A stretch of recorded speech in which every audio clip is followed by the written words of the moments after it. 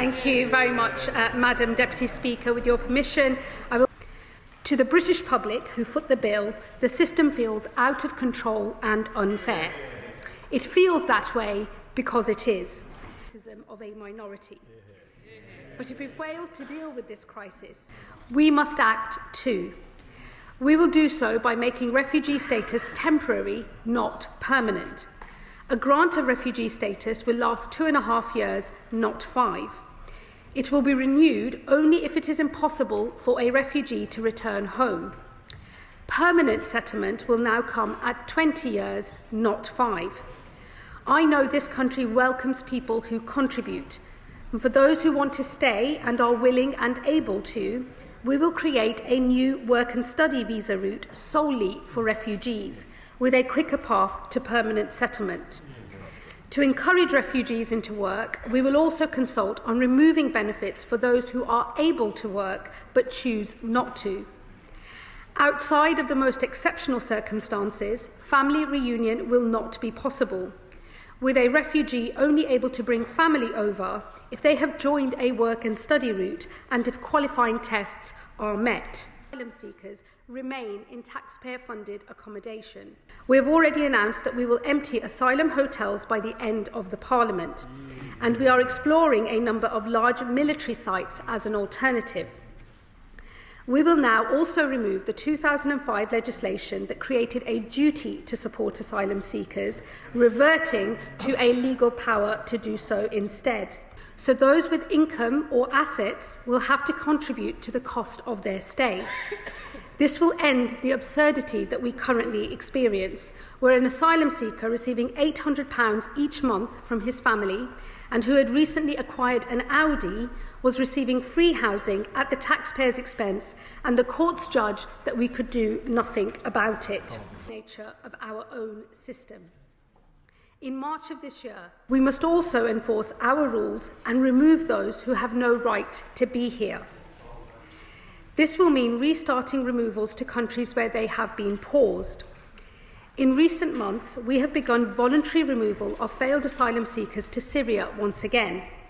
However, there are still many failed asylum seekers here from Syria, most of whom fled a regime that has since been toppled. Other countries are planning to enforce removals, and we will follow suit. Where a failed asylum seeker cannot be returned home, we will also continue to explore the possibility of return hubs, with negotiations ongoing. As order and control is restored, we will open new. I can announce today that we have told Angola, the Democratic Republic of the Congo, and Namibia that if they do not comply with international rules and norms, we will impose visa penalties on them. And I am sending a wider message here. Unless other countries heed this lesson, further sanctions will follow. There is no doubt that the expanded interpretation of parts of the European Convention on Human Rights has contributed. This is particularly true of Article 8, the right to a family life. The courts have adopted an ever-expanding interpretation of this right, and as a result, many people have been allowed to come to this country when they would otherwise have had no right to. These reforms are designed to bring unity where others seek to divide. As Article 3 is an absolute right, a public interest test cannot be applied. For that reason, we are seeking reform at the Council of Europe, and we do so alongside international partners who have raised similar concerns. Degrading treatment has expanded into the realm of the ridiculous. Taken together, Madam Deputy Speaker, these are significant reforms. They are designed to ensure our asylum system is fit for the modern world, and that we retain public consent for the very idea of providing refuge. We will always be a country that offers protection to those fleeing peril, just as we did in recent years when Ukraine was invaded, when Afghanistan was evacuated, and when we repatriated Hong Kongers. Leader of the Opposition, Kemi Badenoch.